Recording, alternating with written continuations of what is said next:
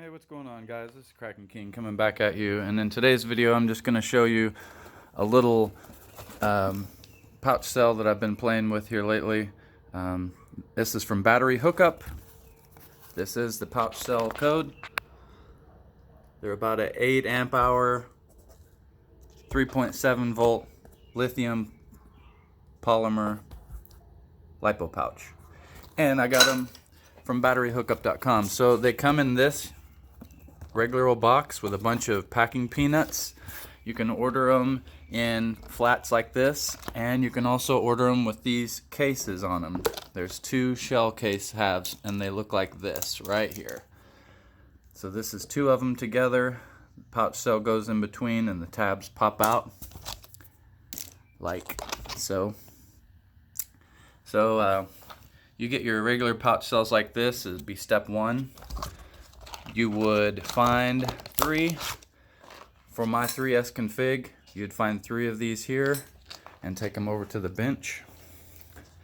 First thing that you want to do is get your multimeter, and you want to test each cell, and you want to make sure that these cells are really close in voltage, within like 3.7 and that number, the last number, the second one.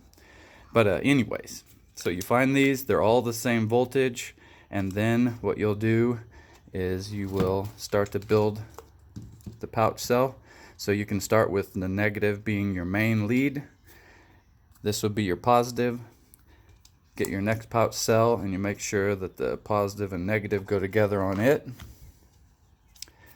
What you do is remove the tape and expose these tabs. And then once you remove these tabs here, you want to get your eyelet pliers, and that look like this right here. You can pick these eyelet pliers up that have a punch and a setter, and it comes with a bag of 100 of these eyelets. What I do is you just line the cells up, make sure that they're, straight.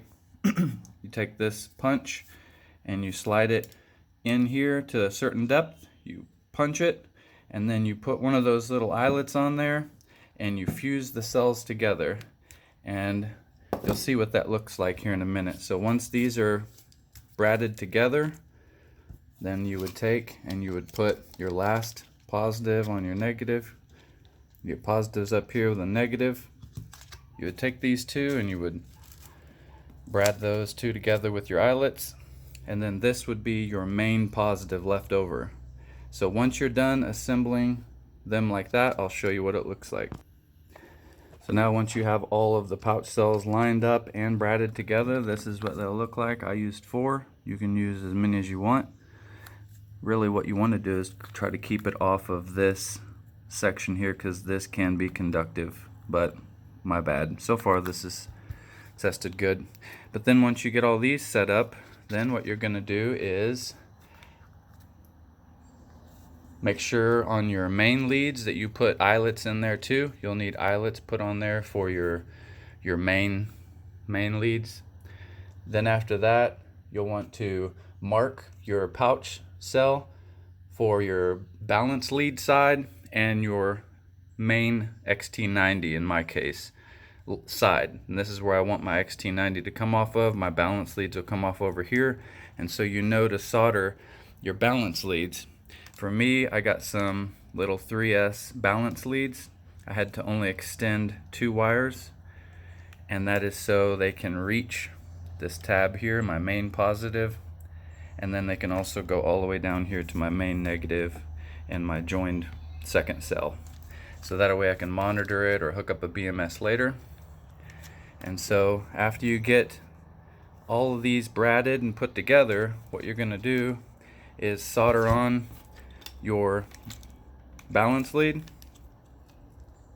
Add your 3S leads and extend the black one and the blue one by 10 inches. So just 10 inches of wire to make they reach the bottom of this pouch cell. After that, you'll want to Kapton tape the joints where you put your leads at, and then you want to cut your main lead wires. So find your main lead wire. This is 8 gauge, and it so happens to fit right through the middle of that eyelet. So you'll want to cut those down, and what I've been doing is cutting mine like this. So the black lead is 15 inches.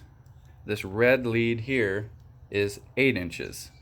So I make sure to slide my XT90 protective cover on so I don't forget it when I solder them on.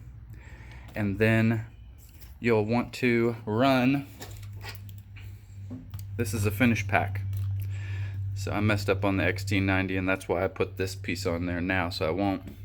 But you got an XT90 here, main leads are coming out. You notice that this one is the red one that I said is 8 inches, black is 15, and it runs all the way down here to the bottom. And now you can kind of see how these eyelets worked out.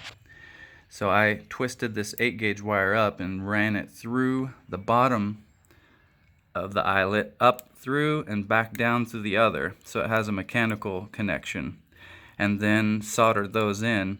And now you can solder to these eyelets. You can't hardly solder to these tabs off the pouch cell. So once you put your main lead on and then your balance lead on, you will Kapton tape the case on. And for me, I just used, instead of it going on one pouch cell, I just put them on the outside of each to have a case, so it can kind of have protection when you bump it around. And then solder on your XT90s, and then what you'd want to do is storage charge this and move it off to the side, and then start building your next pack. And for mine, I'm testing on 3S config, so it's 12 volt. But anyways, hopefully that's helpful. Sorry for the mess ups, but at least the idea is out there, and if you've enjoyed it, hit the thumbs up button. Otherwise, talk to you later.